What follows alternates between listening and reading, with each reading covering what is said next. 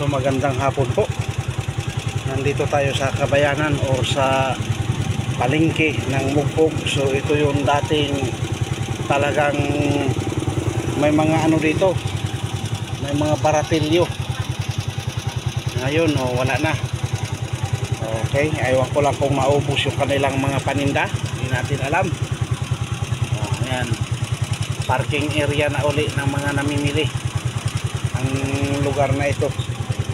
Parking area naman talaga ito ng mga namimili at saka bumibili.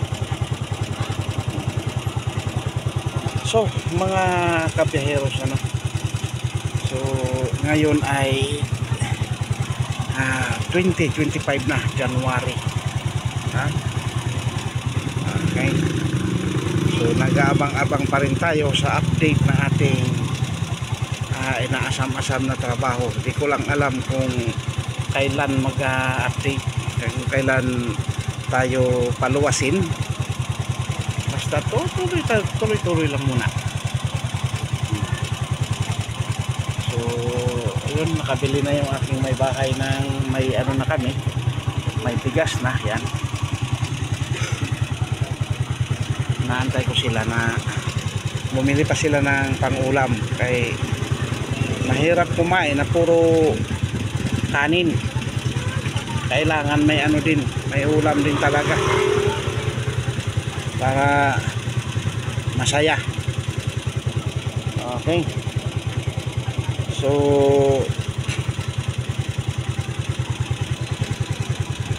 thank you nga pala sa lahat ng mga followers natin, sa mga likers natin, sa mga viewers natin, nag-follow sa ating Facebook account. Maraming salamat po. So tayo ay 6,060 na ang ating Facebook account. Sa atin namang Facebook page ay 123. Oo. Tapos ang atin namang YouTube ay 85 subscriber na yung ating YouTube channel. So maraming salamat po sa inyo na patuloy pa rin kayong nandyan, na nagmamasid or na tinitingnan ng ating mga videos, Maraming salamat po. So ayan, ngayon po talaga na mga kabiyaheros, na talagang ang sasakyan habang bago maganda,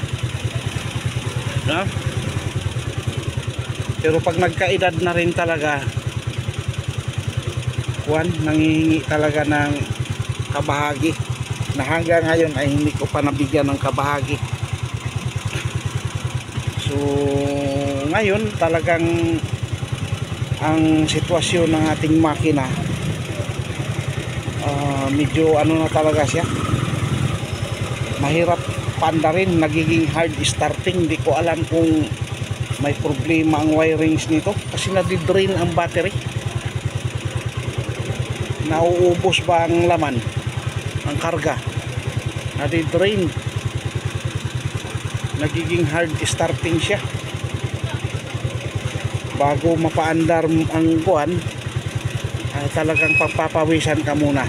Kaya ngayon hindi ko muna pinatay ang makina, gawa nung walang laman. Sa magdamag niyang pag na-standby siya ng magdamag, walang karga ang battery. Parang may talaga, may grounded.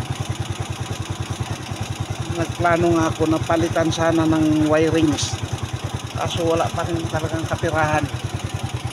Kaya tiis-tiis ka muna motor at wala pang kapirahan ang iyong boss. So yun naman ay talagang kasama talaga sa pag may sasakyan, may problema talaga. Lahat naman ay mayroong talaga, mga pagsubok sa buhay. Yun nga lang ay talagang kailangan din talagang pag-ipunan. kaso walang maiipon. Ayun,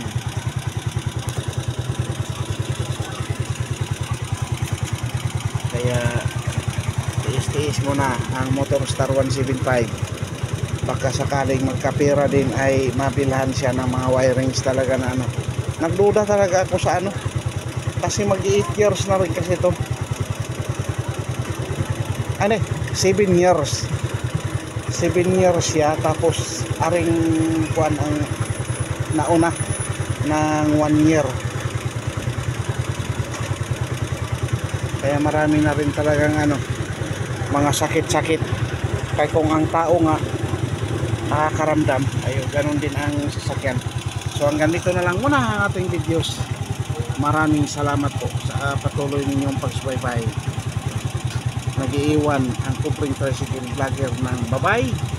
God bless and to God be the glory.